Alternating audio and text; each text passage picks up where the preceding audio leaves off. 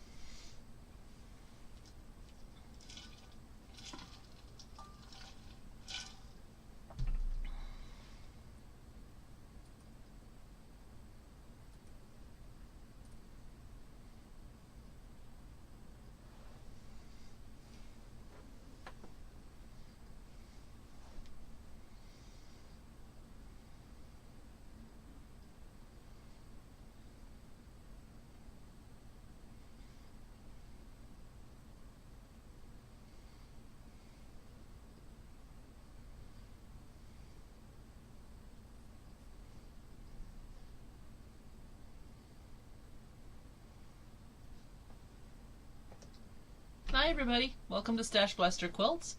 My name is Maria, and I am here to help you make more quilts in less time with less stress.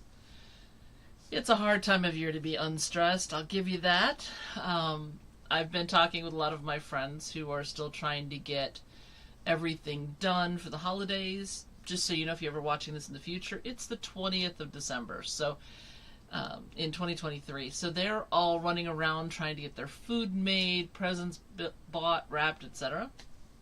I have to say, I've had it lucky most of my life because my mother hated paying for postage. So we always had gifts for Christmas done months in advance so that the last time we saw somebody prior to the holidays, they took their Christmas presents home with them. So for my grandparents, it was the summertime because they were snowbirds. And for other family members, it was Thanksgiving. So I'm almost always done with all of my shopping, all the wrapping, all of that before Thanksgiving.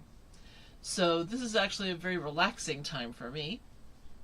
But I know that some of you are probably a little on the zany side right now. And I hope you all have a wonderful holiday and that all the stress just goes away once you're past. So let me just put that up front. So our tip for today is going to be when you want to do something, whether it's something for fun, if it's some sort of maintenance plan, etc., it's always good to block the time off on your calendar. Even if it's, I just want to start reading half an hour a day, put it on the calendar. Give it a date and a time. The science shows that it increases the odds on you doing that task exponentially if it's on a calendar. So, for example, every morning on my calendar, I have filled in slots for writing. I have filled in slots for all kinds of stuff, including putting away things that were down in my dining room that were from my mother's house when she passed away. I finally have gotten around to dealing with some of that stuff. So it's on my calendar on Saturdays for me to take 1 hour, that's all I'm giving it, 1 hour to work on that stuff. If I happen to go longer, that's fine, but it means that every week I'm going to be making progress on those boxes. And some of those boxes are going to take me a very long time. So at least I know I'm not stuck in the mud. I haven't stopped. I'm just going to try to take one more step. So that's what I recommend for you. Now, normally I would also recommend that you don't do a New Year's resolution. For most people, a New Year's resolution is simply setting yourself up to fail. So it might be nice if you try to think of one thing to work on for the first 1 month. So for example, I'm going to London in March. So I always start in December. I don't wait for the new year. I am walking a half a mile each day in addition to everything else that I normally do.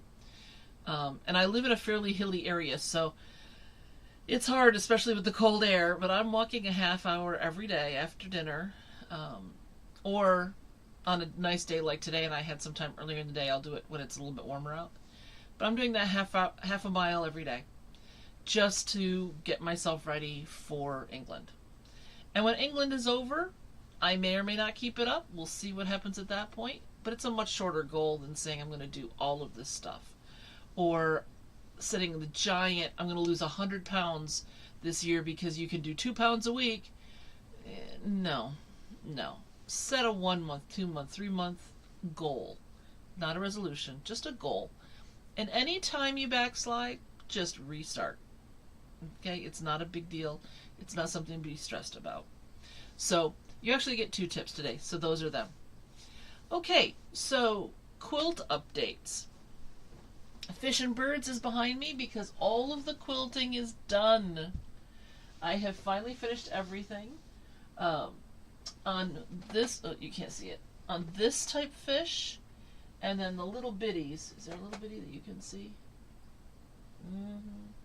No, there's some that are just this big. Okay, those I just simply outlined. This one has it starts hexagonally with rings. And then in the middle I did a quick little spiral. This one has horizontal stripes. And I got the big purple fish. Oh, here, let me put you on the bigger view. I got the big purple fish quilted. This just has these stripes, like I said. And then this one was already done. So at this point, I was saying to myself, I was so proud of myself. I said, oh, I'm all done. And then I realized that none of my fish have eyes. So I thought I would show you some stuff that I found in my button drawers that I thought was kind of fun. Let me go back to this one first point though. But once the eyes are on, then this, and bubbles. I'm going to put in the bubbles, I've decided. Then this quilt will be done. And it's going to be done within the next week because I'm just talking some buttons here. So, but I found some really cool ones. When I looked up fish eyes on Google, it was interesting that most of them have a brown iris and a black pupil. So I was looking at my brown buttons, and so I have pulled out a bunch of brown buttons. This is nothing compared to the number of brown buttons I have. But I did find some really cool buttons that look like this. Okay, so this one already has what looks like a pupil in it. But here's one with white. I just thought these were really cool, and since they're on a tang, you can see the tang right there, there won't be any buttonholes showing on the top. But I might, for some of the bigger fish, take a button like this, and then I'm going to turn this a little bit. It'll be a little harsh on my face later, but there we go. Now you can see better. Take one like this and paint the center line black, just leaving this little brown outer ring. These ones are actually suede, but I could do the same thing. I could paint just the middle. So these are the buttons that are up for consideration. I need a wide variety. That's another nice one. Because the fish are so many different sizes. So I'm going to have to start pairing them up and deciding what I like.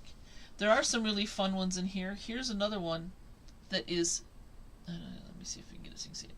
It's pyramidical when it stands up. Here, can you? There you go. So, let me see if I can get it focused a little bit better. Apparently not. There's a little metal cap at the top to make the point, but it's a pyramid shape. That could be kind of fun. But I did find lots and lots of little flat buttons like this that have just a really short tang. So I think I might use a bunch of these for the smaller fish. But I haven't decided. I do like these round ones. Here's a wooden one instead of the glass one that also has like a little black ring instead of a black pupil. So I thought I would use these for the eyes. There's all different sizes. I've got a few different colors here. But if I do a simple brown one like this, I'll definitely have to thread it and paint, put it on with black thread, and then paint the pupil on there. So I'm really debating. This one's a faux fur, so I could do right where the stitch line is on that one. So there was a lot of fun things here. It took me about 2 hours just to go through my brown button collection. I've got so many buttons. I actually had an idea for a quilt that it would weigh 8 million pounds. It would, I know this. But I was thinking of doing it as a way to showcase my buttons, because each square, I'd have like 1-inch squares in the middle and 2-inch squares on the towards the outside, and I would need that because like this button is over 1 inch wide, and I would have a button in each square, one of a kind. I did think about that, but when I thought about how heavy it would be, I keep hemming and hawing over whether I'm going to do it or not. Alright, I put this notebook here so you could see things, but there's a spring, and it has grabbed 2 of my buttons. So now I'm trying to get the buttons out without having them rolling all over the floor. Okay. Alright, so now I'm just putting the buttons back in the Ziploc bag while we're talking. But the problem is, like I said, there's all different sizes here of fish, so I need to kind of figure out how big I want the eyes to be on each fish. I'm not going to worry about it being perfect for what species of fish I want to decide these are. These are Maria fish, and so they can have eyes as big as I want. Now, one thing that we talked about in the past, some of us in person and some of us here on the chat, hey Pat, was the idea of having bubbles come up from the fish. I was against it at first because only sick fish blow bubbles. That's just one of those things. And I don't want my fish to be sick, but it does sound awfully dang cute. So I think that I'm going to do it. But the thing with bubbles is, even if every fish blows, only one or two, I'm going to need different sizes because as bubbles go up, they combine and they get bigger. So I did find some fun buttons for that too. So, okay, this is just my clear buttons. But like this one actually has some, it's completely clear, but it has some iridescence to it, which was really kind of fun. I only have one, let me see if I can spot it. I thought I used to have 3 buttons that were roses. Is this the rose? No. I'll see if I can spot it for you, because I always love these buttons, and I don't know what happened to the others, because I can only find one now. But, oh, there it is. That, let me see, come on, get in focus. Come on.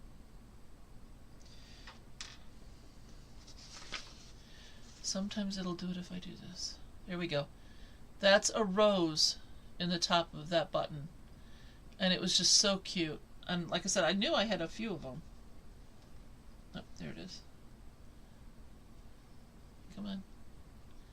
Come on. There we go. But I don't know where they've all gone now. This is the last one that I have. And it might make it on the quilt, it might not.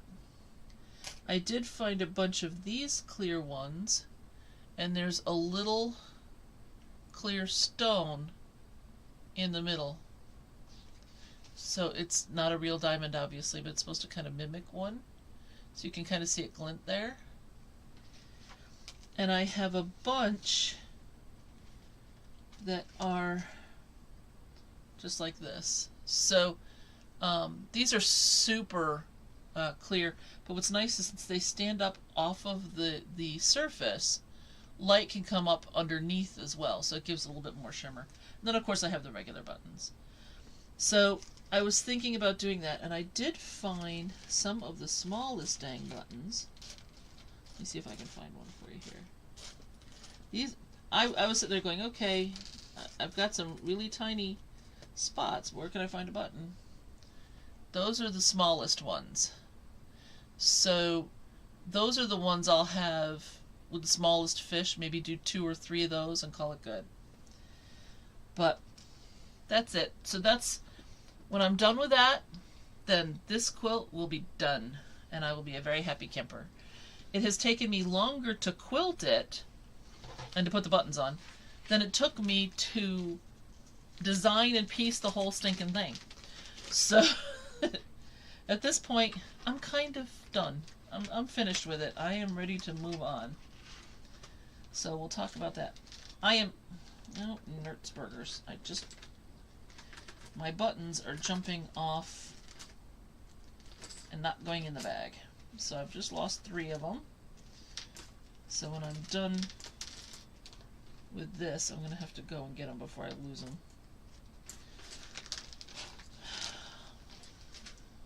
Alright. You know, some days are just better than others at having things cooperate with you. So I'm just gonna kind of grab them by the handful and try to shove them in, and then the last few I'll slide off the edge into the bag. But anyway, so it's been a very busy couple of weeks here. I have been doing more sewing than usual because I've had people who've had gifts they wanted to get out, so they've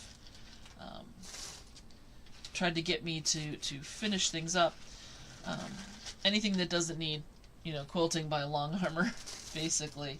All the simple stuff I've talked about before. So I've gotten some custom work done. So that was good. I made, like table runners and placemats and that kind of stuff. Small stuff. So those are all finished. So I don't have to worry about that next week. I had a quilt that I did that had inset triangles. And unfortunately, when I did them, the triangles were too small. So I was going to lose all my points. And this was, probably a year and a half ago, maybe 2, maybe longer, I don't know at this point. And I got so frustrated with it, I just left it. So this week I took the whole thing apart. Well, not completely. I took it apart to the point where the inset triangles were. Then so the inset triangle is like this. So I took these seams out, and then a little bit of this seam here, these two seams here. And then I pieced in oversized triangles just to make sure that they're plenty big enough. And then refinished all of those seams. So that was really good. It didn't even take me that long. It was just one of those things that in my head was just something I didn't want to think about. So I'm going to show it to some friends at a guild meeting I've got coming up. And then I'm going to get it to a long armor to quilt because it has giant triangles in the corners. Basically, the pattern is a square once you have the inset triangles in. But I wanted to put it on point, so I put on the big triangles. So it's going to be a custom quilt job. And so I'd like to get it to the quilter sometime. I think I've got all the buttons. In the next probably month or so. Because I know a lot of long armors right now are being crushed trying to get jobs done for their clients. So I'm not even going to ask her probably till January. Well, I'll let her know that I'm bringing it, but I'm not going to ask her to even look at it till January. So, that'll get handed off to her, and then it'll come back to me. I'll only have binding to put on, which is very cool. Excuse me. I'm thinking I'm going to do one of my striped pieced bindings for that. And so, between now and the time I get the quilt back, I can start working on that. And then just kind of fit that in amongst other things. So that'll work out well. Okay, what else? Here we go. Okay, so we talked about this quilt before. So this is the backing that I made for these flowers. So I put the flowers on kind of strategically. I'm still not sure if I like it or not because I still really like the backing that I made. The background, excuse me. So not sure what's going to happen with this one. I've got the flowers on there so I can work on it and decide what I want to do. I still haven't decided here on this modern one if I'm just going to leave these edges like this or if I'm going to square down and get rid of the edges. So until the decision is made, this way I get to look at it every time I come in here and think about it. And then these are the 1-inch hexies that I made. And I have them on the wall like this because I'm trying to decide, do I want to just put them all next to each other like this? Or do I want to do a more traditional grandmother's flower garden where there's a path? And I would do a white path with this, kind of like I did the white path down here, since this is a modern grandmother's flower garden. It kind of ties the two together. So I haven't decided what to do with that either. But if I'm going to do this, the handy thing would be, if I wanted to work on it in England, what I would be able to do is just pack white thread and white hexes and then the flower buds, and just add those while I was there. I wouldn't have to carry around quite as much stuff. That's assuming I finished the rest of the flowers before I left, which is still, 3 months away. So, well, no, I'm going the beginning of March, so January and February. So I've got 2.5 months, basically, a little bit less. That I do at least 1 flower a day, and I don't remember how many more flowers I have. So I might be completely done doing the flowers by the time I'm heading out. But the box that I'm using could hold the flowers and then hold all the whites. If I decide to do the version where they're all butted up next to each other, then I won't be able to take that on the trip because it'll be too large when I start putting those together. So I would have to have a different handwork project. But since I have about 40 handwork projects in various stages of completion, I am clearing out all my old stuff that kind of got put into limbo. So, I'm finishing a lot of things. That's my goal for the next couple of years. So since I'm in a finishing mode, I'll take all of these things that I have and then see about, what other project could I take. So it's not going to, hold on, I'll put you back onto the wide view. It's not going to influence which design I go with in terms of the trip to England, but it will make a difference in terms of what I take with me. So that's why I want to decide in advance, because if I'm going to do the pathways, I'm going to need a boatload of white hexes. So it would be a good time for me to get them all processed and ready to go in advance as well. So I would be working on the flowers, but if I didn't have all the hexes wrapped, basted at that point, I would at least know how many I needed, and I could take the fabric squares and the index card punch outs, and I could baste on the plane instead of just sewing on the plane.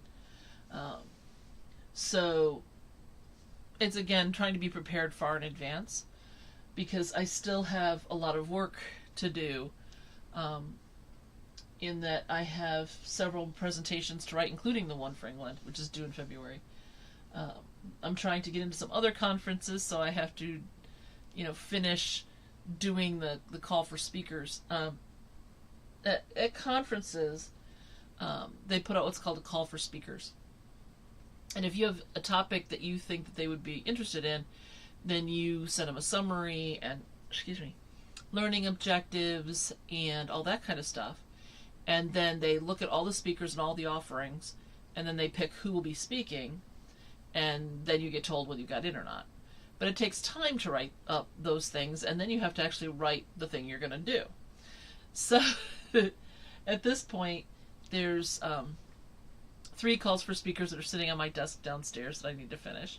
So there's a lot on my plate. So by trying to figure things out early, it means I can take that stress off later, because I have a couple of months before my next big thing to prepare. And so I can do a little bit at a time, and I don't have to be pulling my hair out last minute. So does that mean I plan everything? No. This last Friday, Centerville Quilters Unlimited had a Sew with a Purpose day. Now at first I thought that this was for charity, and we were doing this pattern called Jewel Box, and that we were all getting together and we were going to sew these quilts together, and then they were going to go to charity. Well, apparently not. And that's fine, but I was a little confused. But I did spend about 5 hours sewing on Friday on a new project. And remember, I'm in finish things up mode. So now I have the pieces for this new project all over my ironing board downstairs because I want to get it prepped up, get things pinned so I can complete that as quickly as possible and get it on the done list. So new stuff sneaks in fairly often, unfortunately, but that's the way it is.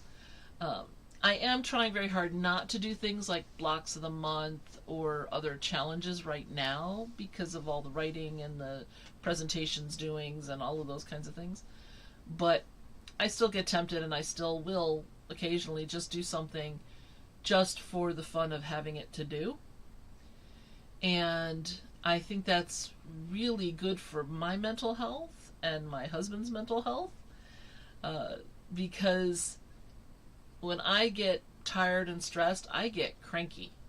There has been more than one occasion that he has sent me to my sewing room.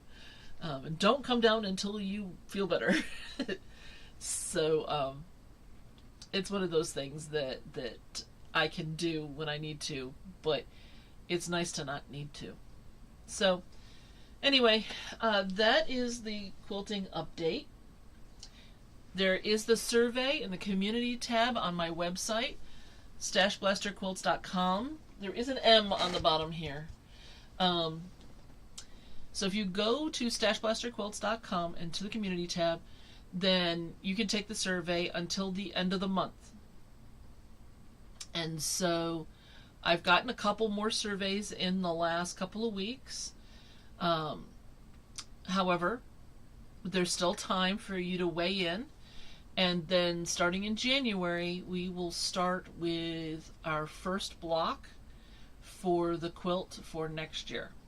So I'm pretty sure that unless a lot of people vote really quickly, I'm pretty sure what we're going to be doing, but I won't be revealing that until January.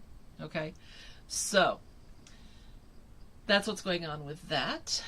Was there anything else that I wanted to make sure that I talked about today? I don't think so.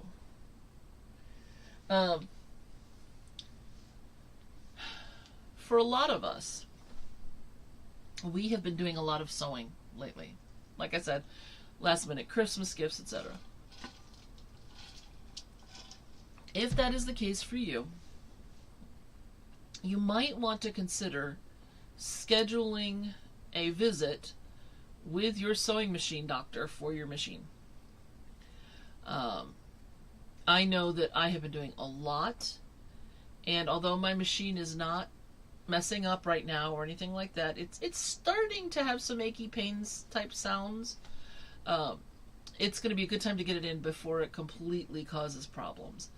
It's Christmas next week, so I'm not worrying about getting it in before that, but having it in good working order starting off the year, even if you don't take it until January, but in February, for me it's a lot easier to know that I'm going to have a clean start in January, and then that way I remember it's been a year, it's time to take it back in if I haven't already. So I know I just had it in June because that totally messed up a bunch of stuff for me in terms of getting projects done. However, it's time that it goes in for another cleaning and have some of its timing looked at, that kind of stuff. So I'm going to be calling and letting them know I'm bringing it in, finding out what a good day for them is going to be, because a lot of stores are busy right now, and so I don't want to cause a problem. So if I know that the repairman's going to be there, I can drop it off when he's there. He can put it where he needs to, and then if it takes a couple weeks for me to get it back, it's not a big deal. I do have other machines that I can use if I'm in a machine kind of mode, but my goal over the next couple of weeks is to finish the rough draft on the second of the 2 supplements to my last book.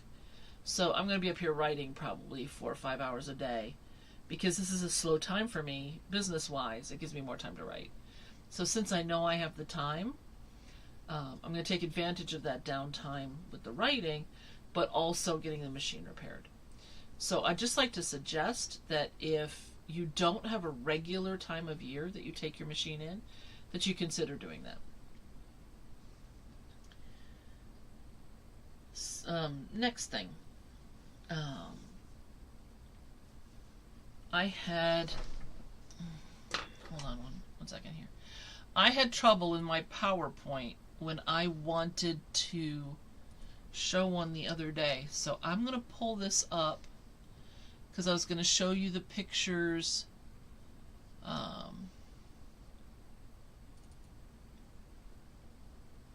I don't think I finished everything in Missouri last time. And I want to make sure I got them all. Oh, no, I did. Okay, good. We got through those. I did not get the Disney trip done. Fair enough. Sorry about that. I know you're looking at me as I'm playing around here on my computer real quick, and that's not really good fun for anybody. I apologize. Okay, let me get back to where I can see you guys. Alright. I also have to put it where I can see me because of the delay in between. For those of you who haven't done this, not only is the camera backwards, so when I point to my right, you can see it there, but it's moving to the left when I look at it. So you have to kind of put yourself in the position of, if I was facing myself, which way would I be pointing? It gets kind of weird. But there's also a delay between when I can see myself saying something on my streaming software and to where it is on YouTube. So that makes for a little bit of confusion when I'm looking at 5 seconds ago. So I hope that all makes sense. Okay, so I got a question in my email this last week. So just so you know, if you email me at mail@StashBlasterQuilts.com with a question, I'm happy to answer it. But this particular question was,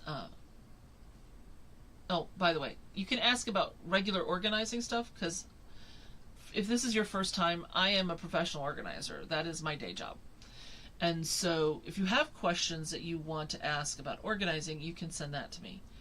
Downsizing, decluttering, paperwork, estate work, whatever it is that you want to ask about. But if you also want to ask sewing questions, you can also email me at the same email address, and I'll answer sewing questions as well. Okay? So I got an email this week from one of you who has, I think she was my second or third follower. Now I know there's only 39 of you, but still, it means that she's been with me for almost 2 years. Excuse me. And she was asking about my design process, because I'm going to be doing this quilt for this coming year. When I'm doing the group quilts, I ask you guys for a lot of input. You know, so 2 years ago we did one where you guys made choices, and then I designed the quilt right in front of you, and I did the fabric calculations so that everybody could see everything that went into all of the different steps. And then last year, people asked for a mystery quilt. So I had to do the design work and all that stuff on my own, and then get back to you with the fabric requirements and all the different rounds and all that. By the way, that is still on the website. It's going to stay there. It's the Annual Quilts 2023. And you can see all of the rounds there. Anyway, this year, your questions have, you have voted to have a sampler style quilt, and you want it done as a block of the month kind of a thing. So she was asking me, since I've been doing this so many different ways, what's my design process when I'm not asking you folks what it is you'd like to see. Because it's fun for me to do the designing and that kind of stuff with you, because I want this channel to be yours too. I don't want you just listening to me yammer all the time. And I want to make sure that what I come up with is something you guys are going to be interested in, which is why all the questions. However, a lot of times I'm making quilts for a client who comes to me and says, "Hey Maria, my son is getting married and I want to give him and his bride a quilt for their wedding. Okay, well, come on in. We'll take a look. I'll let you look at some fabrics. You can tell me what kind of colors you like, etc., etc. And they usually have no idea what they want, right? Most of you who are going to be watching this are quilters, so you know pattern names. You know what monkey wrench and churn dash are. You know what a half square triangle is. You know what a double wedding ring quilt is. You've seen these names go by. You know what they are. But a lot of the people that hire me for custom quilting are hiring me because they don't know the first thing about quilting. So we start with a consult. Now, a lot of times, like if it's a wedding quilt, they want it to be a surprise. Okay. But you're also going to want it to be something that they want to have on their bed. So how do you figure that out? So I'll talk to them about, okay, what's the bride's favorite color? What's the groom's favorite color? Do they like things that are really busy, or do you think something that's calm? And so I ask lots and lots and lots and lots of questions. How big is their bed? Do you want it to have a pillow tuck? How much of a hang over the side do you want? There's lots of things to ask. So my first step is the consult. Okay, what kind of colors do they like? Even if they say purple, you know, there's everything from lavender to a purple that looks like black. There's purples that are more red and purples that are more blue. What kind of a purple?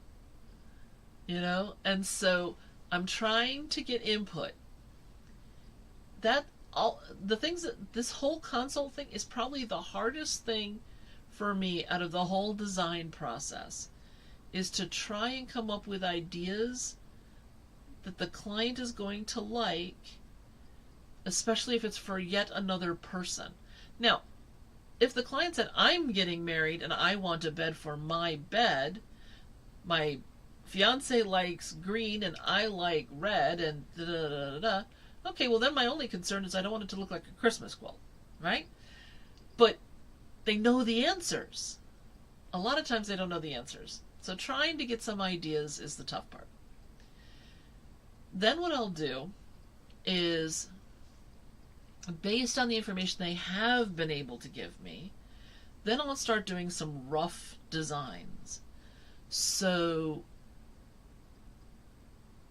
am I going to be doing something highly geometric? Am I going to be doing something that's more organic? Is it modern? Is it traditional? What kind of quilt am I making? What sort of shapes am I looking at? I do use EQ7 on my computer for some of my design work. Almost none of my finished designs are on EQ7 though. I will use it for idea generation and to come up with a bunch of different options to show the client, particularly if they know roughly what kind of quilt they want, but I'm not sure about colors. The nice thing about it is I can go in and I can print off 20 of the same quilt, changing the colors, so that it's easier for them to picture what this will look like when it's done. But I use it for some idea generation. I will build some blocks on it.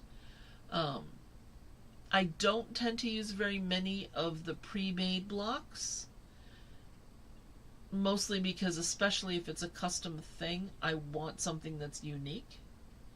So I'll try to design something specific for that couple that's maybe a little bit different.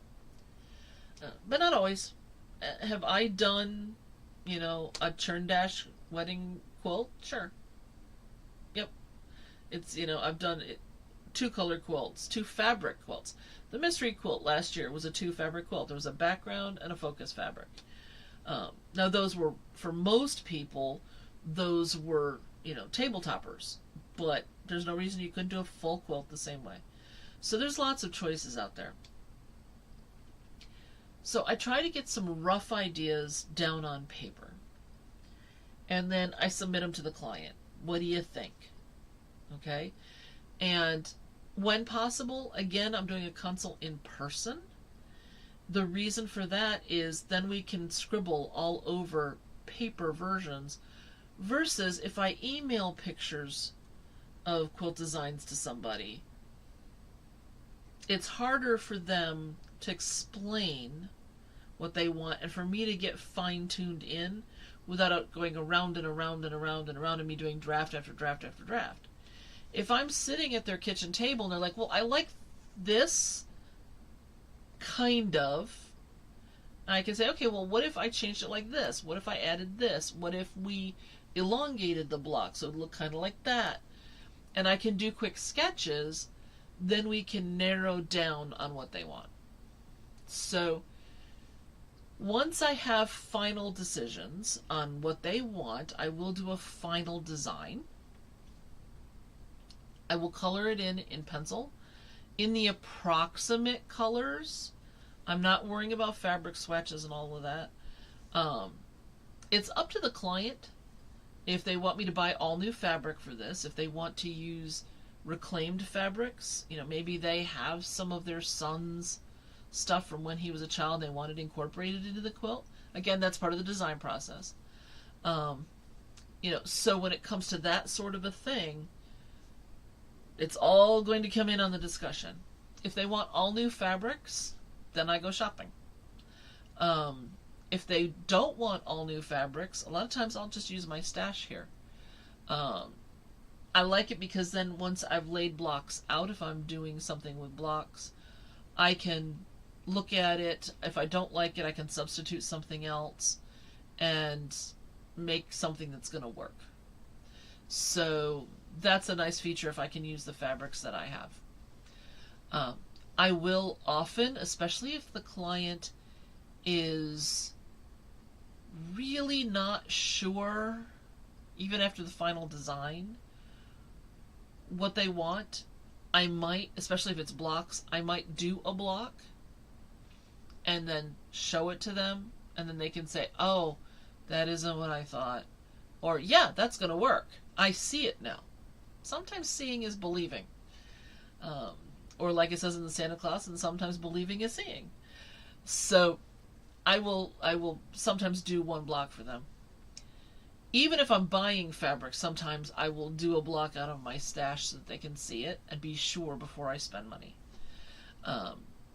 Now, they will have given me the money to spend up front, don't get me wrong, but I don't want to waste it either, right?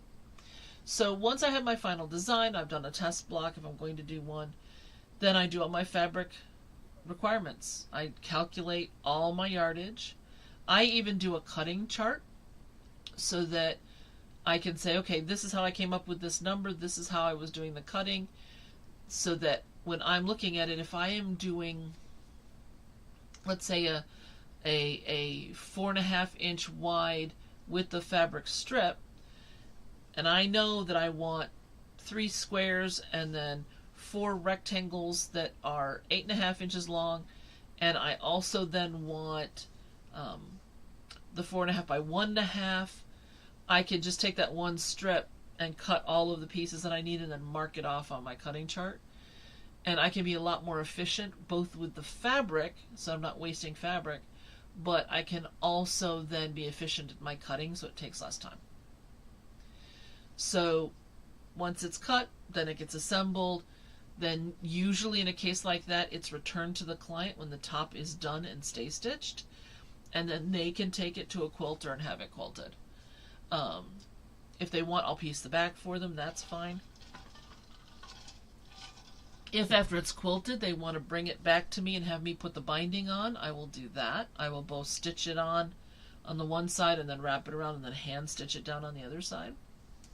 It all depends on what the client wants. So something like a wedding quilt, yeah, they're going to have a professional long armer who's going to quilt that for them, or a hand quilter if they want it hand quilted. But I let them choose that, how they want to do that, and they work with that professional to get that part of their design done.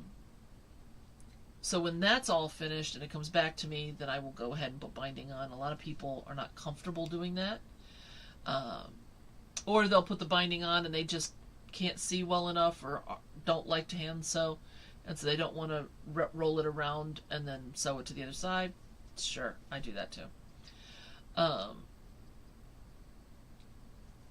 Once that's all done, then I consider the job complete, and then they're happy, they leave, they come back again another time with another project, and we start all over again. So that kind of takes you through the design through construction process without getting into all the construction details. But that's the life cycle of a custom quilt. Okay? Yes, there's money deposits along the way, and there's contracts, and there's, you know, all that kind of stuff. The contract's like 1 page, is not a big deal. But, you know, there's a lot of things that go in each of those sections. But in the designing process, coming up with that final design can be a real bear. Now, I am not an art quilter as a general rule, just so you know. I have done some art pieces. I have done some really weird art pieces. And so when you're designing an art quilt, it's very different than when you're designing a regular quilt. So like this quilt came to me because I had a whole bunch of hexes. Again, I'm completing things, right? I still have a whole bunch of hexes. And so I did not use any fabric here that I didn't already have a hexie for. Okay? With the exception of the stuff that was odd angles. But I said to myself, I have never seen anybody do a picture out of hexes. So why don't I give it a try? And so I looked and I had a ton of blue hexagons. Well, that could be a sky, but a lot of them are darker, as you can see, right? Especially down through here. That looks like water to me. So that's how this came to be. So my lighter hexes are at the top, light blues are at the top, and it gets darker as you go down. Well, what am I going to be doing in the water? Well, obviously I need fish, right? And then what about seaweed? Would seaweed be handy? Sure. So you can kind of see where I'm going here, right? So that's how that got designed. It was partially, what did I have? The modern flower garden over there, that one right there, that is all, what did I still have in the bin? Okay? All of the flowers up here, what did I have in the bin? Okay, so the design process is sometimes, for me, I have this thing, what am I going to do with it? So, just so you know,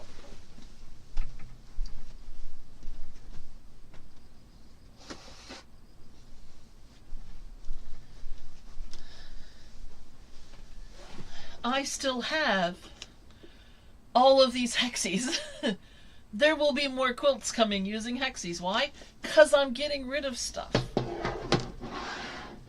But this box has hexes where there were not 6 of them because you need 6 to do the outside of the flower. Right?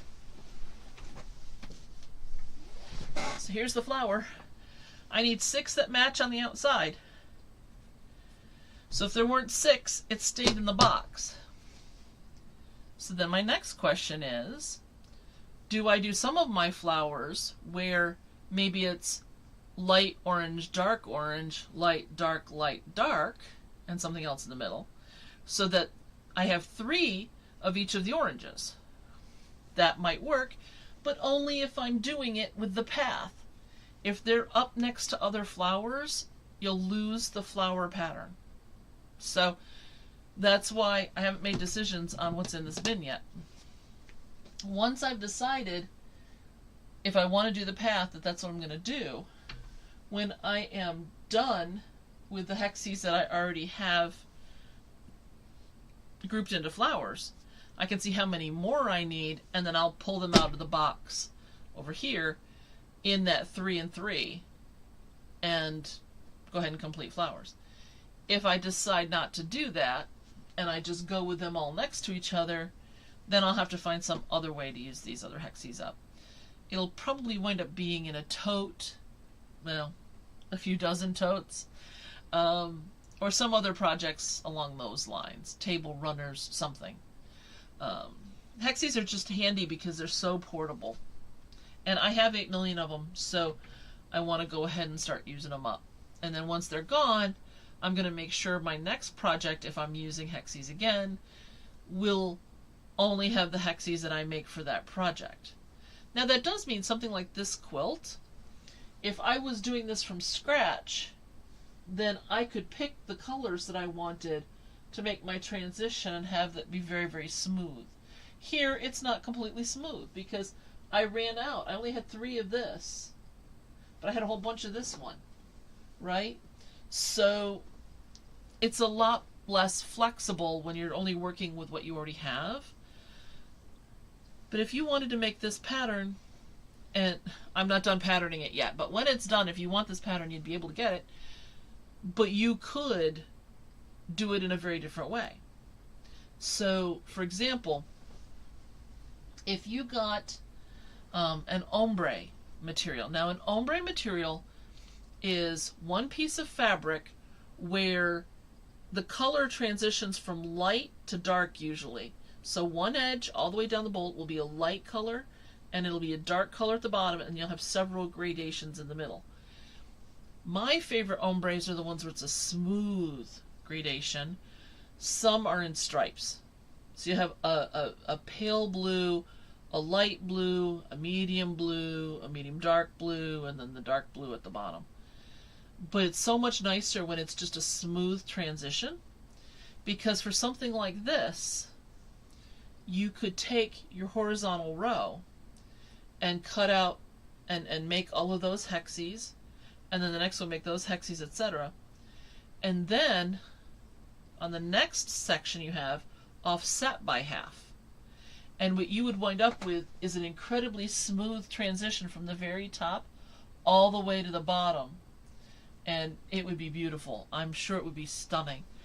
But that's because you'd be intentionally getting the material to do it that way, and you'd be laying it out in just those ways to make sure that you had that smooth transition.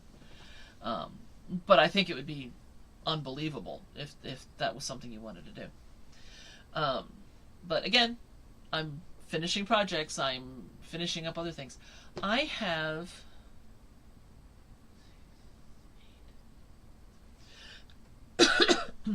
12 drawers about this size full of embellishments. I don't hardly ever embellish quilts. It's all stuff I've accumulated over the years, strings of beads, press-on jewels, flowers that I've made, all kinds of stuff over there. So, am I going to have to start doing more embellishing? Yep. I've got millions of buttons, it seems like. I've got, I've got a tickle is what I've got. Excuse me. I've got a drawer thing that's about 18 inches tall and about 18 inches wide. It's got 6 drawers in it. I'll pull out drawers. That's all buttons. And then I've got another one that's 3/4 full of buttons. There's a lot of buttons. But I've just accumulated them over the years. I've gotten them from family. I've gotten them from friends. I've had people slip baggies full of buttons and embellishments and fabric in my purse when I'm not looking. It is really funny. I have a great big purse, and at some of my guild meetings, people will either slip stuff into my purse or leave it on my chair. Like if I go to get a snack or something, because like particularly the one I go on Tuesday mornings, there's a snack table. So I'll go get a snack and I'll come back and I'll find a baggie of something on my chair. Hasn't happened as much this year, but it's been known to happen. What usually winds up happening, because my address is published in the guild phone book, and I belong to 2 chapters, I will come home and find stuff on my front porch. So I never know what there's going to be. That's the only reason that I have the panels that I do. is because people have given them to me, because I've never purchased a panel in my life, because every time I turn around I've got panels that I haven't done anything with. So that's another thing. I've got probably I've probably got 40 panels, and I've never done anything with those either. So who knows, maybe this will be the year of the panels too. Depends on if I get to them. But I'm going to go ahead, I'm going to keep working on that kind of thing, and then you guys will be along for the ride. So at this point, I probably have,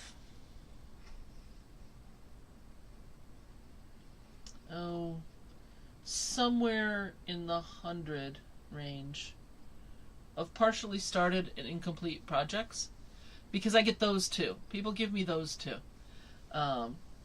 Somebody will cut out all the materials and start sewing something and decide they don't want to sew it anymore, so it gets dropped off at my house.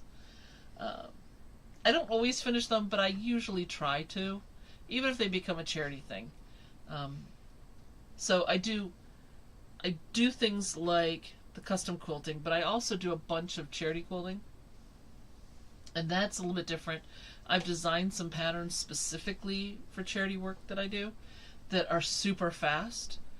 And then that way I can just crank them out without thinking about it, basically.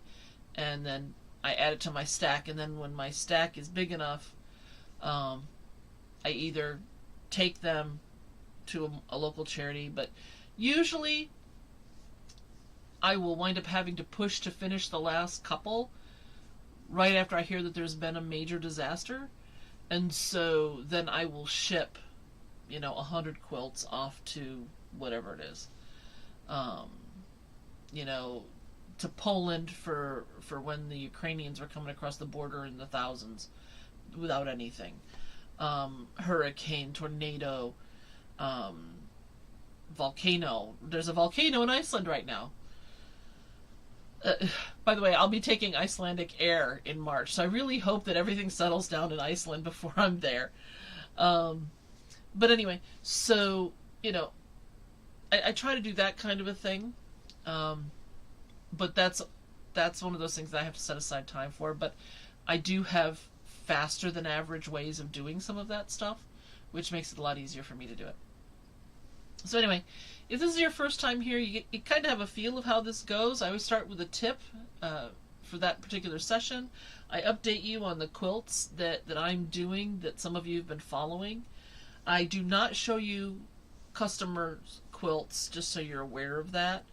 And I don't usually show you the charity quilts either, because it's one of 6 patterns, and I do them all of the time, and that would get incredibly boring. But I update you on what's going on and whatever personal sewing I'm doing for myself.